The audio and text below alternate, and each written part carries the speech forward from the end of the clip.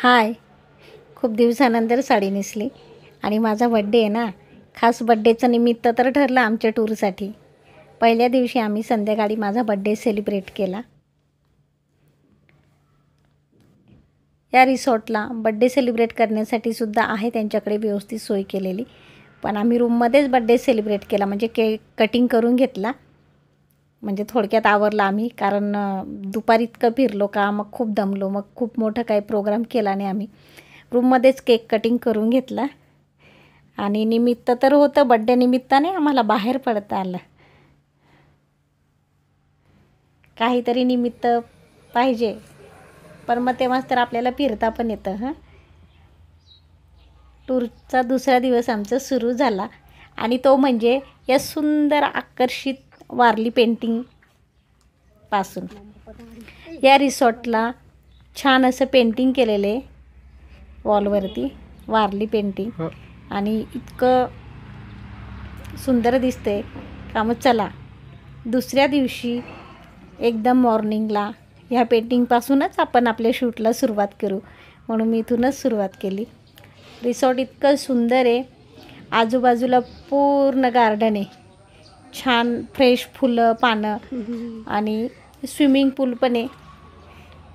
पण आदल्या दिवशी फिरून इतकं दमलो आम्ही, मागचं पण छान त्या स्विमिंग पूल पर्यंत जाता चाललं नाही. मागची टेकडी येते. असं छान सर्विस आहे इथं.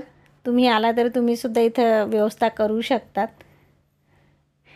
बुकिंग आपण ऑनलाईन पण करू शकतो आणि प्रत्यक्ष गेल्यावर पण करू शकतो. पण कसं भरपूर फिरावं लागतं मग, कारण हॉलिडे असल्यामुळे भरपूर लोक इथे येतात आणि बऱ्यापैकी लोक ऑनलाईनच बुकिंग करतात आता. म्हणून मग ते MTDCला पण ऑनलाईन बुकिंग केलं तरच भेटेल आपल्याला. पण आम्हाला या रिसॉर्टला पण खूप छान सर्विस भेटली, म्हणून इथेही काही प्रॉब्लेम नाही. आणि सगळं दृश्य इतकं सुंदर का खरंच दिवसाची सुरुवातच इतकी भारी होते, मग दिवस किती सुंदर जाईल विचार करा बरं तुम्ही. ब्रेकफास्ट केला आणि आम्ही निघालो पुढच्या दौऱ्यावर. छान छान पॉईंट बघायचे आणि त्याचा आनंद घ्यायचा.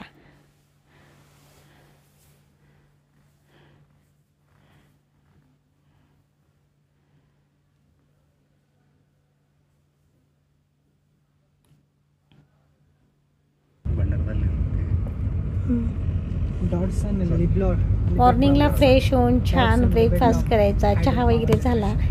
आणि रिसॉर्टसुद्धा एवढं सुंदर, इतकं आकर्षक, आपलं मन प्रसन्न करणारं, आणि त्यातल्या त्यात फिरायला जाणं पण इतकं सुंदर आहे. छान प्रत्येक ठिकाणी म्हणजे निसर्ग इतका सुंदर आहे का खरंच आपल्याला वाटतं का हो बरं झालं आपण जे प्लॅनिंग केलं ते अजिबात चुकीचं नाही, व्यवस्थितच झालं आहे असं मनाला वाटतं. आणि प्रत्येक पॉईंट बघितल्या असं वाटतं का अरे किती सुंदर आहे, वाव हे किती छान आहे, अरे बापरे हे असं आहे, असं प्रत्येक ठिकाणी आपल्याला बघून वाटतं. आणि भंडारदरा म्हटलं का तुम्ही कुठेही जा, कुठेही आपण म्हणजे नाशिकवरून तर आपण मॉर्निंगला एकदम लवकर निघालो तर 1 डे रिटर्न पण होऊ शकतो. आणि मग लंच आपल्याला कुठेही भेटेल, कारण भरपूर ठिकाणी घरगुती पद्धतीने जेवण बनवून दिलं जातं इथं. आपण चाललो ते हे डॉग इतके भारी येत, म्हणून नाशिकवरून आपण 1 डे ट्रिप पण करू शकतो. आकाशात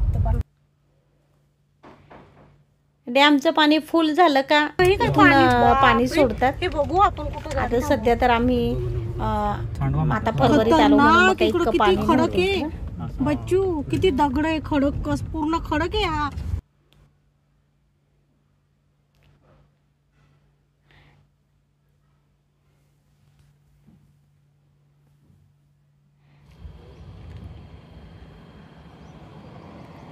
सुंदर असं आजूबाजूचे गावंसुद्धा दिसत आहे.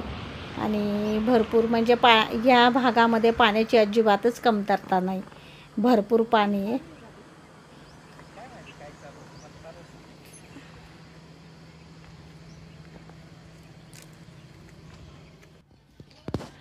आणि इकडं बघितल्यानंतर आहे ना एकंदरीत असं वाटलं का या एरियामध्ये भात भरपूर प्रमाणात पिकवला जात असेल. भाताची शेती बऱ्यापैकी दिसली मला इकडे. आणि बोटिंगचा हा दुसरा पॉईंट आहे. इथं आम्ही थोडा वेळ बसलो. इतकं छान पाणी. आदल्या दिवशी बोटिंग केली तिथं काय पाण्याजवळ बसून राहण्यासारखं नव्हती जागा, पण इथं छान आहे, आम्हाला बसता येत होतं. पाण्यात थोडा वेळ खेळायची इच्छा झाली आमची, मग बसलो आणि डॅमचं पाणी तिथं बसून एन्जॉय करत होतं आम्ही. भरपूर मजा केली. आणि बरेच लोक आले होते इथं फिशिंगसाठी. ते नेट असतं ते टाकत होते, फिश जमा व्हायला पाहिजे म्हणून त्याचा खाऊ टाकत होते आणि लोक फिश पकडत होते, ते सुद्धा बघितलं आम्ही.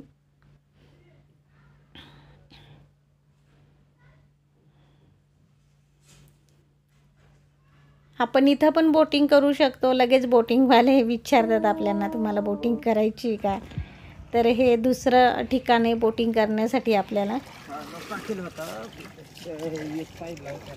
आणि आम्ही पलीकडे बघितलं. कालच आम्ही बोटिंग केली ना, तर त्या डॅमच्या पलीकडे बघितलं होमस्टे सुद्धा आहे. इथपर्यंत काय आम्ही गेलो नाही. त्याच्यानंतर हे इकडं आम्ही तिसऱ्या पॉईंटवर आलो. इथं वरतीच गाड्या पार्क करायच्या असतात. थोडंसं चालून जावं लागतं आपल्याला, थोडंसं म्हणण्यापेक्षा बरंच चालून जावं लागतं. आणि मग इथून आपण प्रत्यक्ष ते डॅमचं पाणी सगळे इथं आपण बघू शकतो.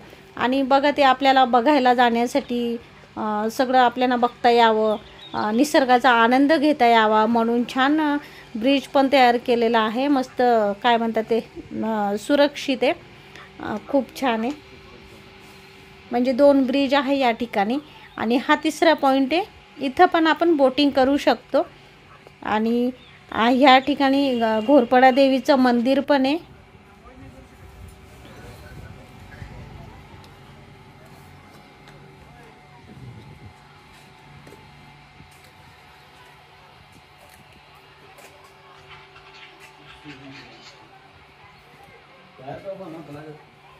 खूप सुंदर आहे. इथं बऱ्याच महिला होत्या, कपडे वगैरे धुवत होत्या. छान पाणी स्वच्छ आहे.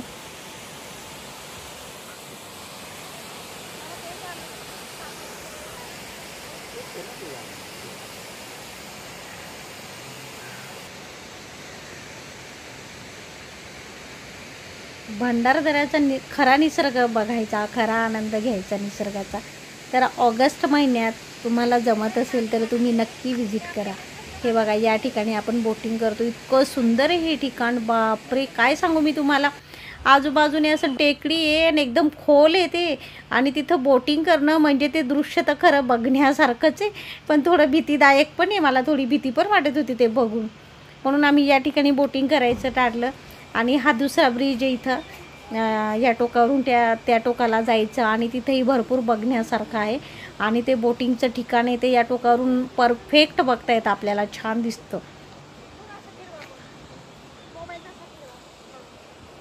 आणि बरंच आहे ना इथं चालणं फिरणं बरंच होतं. त्यामुळे मग मध्येच आपण थकलो काय, तर ती बसायची व्यवस्था पण इथं केलेली, बेंच वगैरे टाकून ठेवलेले त्यांनी. आणि परत आपल्याला पाणी वगैरे किंवा थोडंफार काही भूक वगैरे लागली तर ते मध्ये मध्ये असतात, विकणारे लोक बसलेले असतात इथं. हे बघा इकडं मध्ये किती खोल येते आणि तिथं मध्ये बोटिंग चालते तिकडे. का बच्चू? खूप सुंदर आहे. आणि इतकं ऊन होतं ना, आम्ही जेव्हा फिरायला आलो या ठिकाणी भरपूर ऊन आलो ना, म्हणजे थकवा तर नव्हता आला, पण पार उन्हामुळे आम्ही इतकं थकलो ना. मग थोडा वेळ बसलो, थोडं बघितलं, फिरलं, खूप एन्जॉय केला आम्ही हे ठिकाण सुद्धा.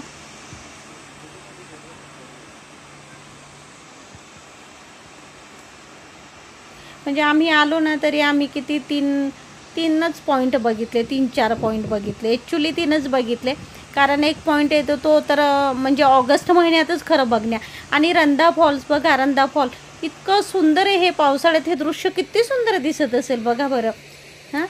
हा धबधबा म्हणजे आता तर पाणी कमी झालं आहे ना, म्हणून पण पावसाळ्यात खूप सुंदर दिसतं या रंधा धबधब्याचं. रंधा फॉल्स तुम्ही पण नाव ऐकलं असेल रंधा फॉल्सचं, खूप सुंदर आहे हे. आणि ऑगस्ट महिन्यात भरपूर टुरिस्ट असतात, खूप गर्दी पण असते. आणि बघा नाशिकहून हे 2 ते 2.5 तासाचं डिस्टन्स आहे. तुम्ही येऊ शकता, 1 डे रिटर्न पण होऊ शकता, 2 दिवसासाठी पण येऊ शकता. बाकी सगळं छान आहे, व्यवस्थित मजेशीर. हा सुंदर व्हिडिओ तुम्हाला कसा वाटला नक्कीच कमेंट करून सांगा. आपण अशाच निसर्गरम्य ठिकाणी भेटूच, तोपर्यंत टेक केअर, बाय.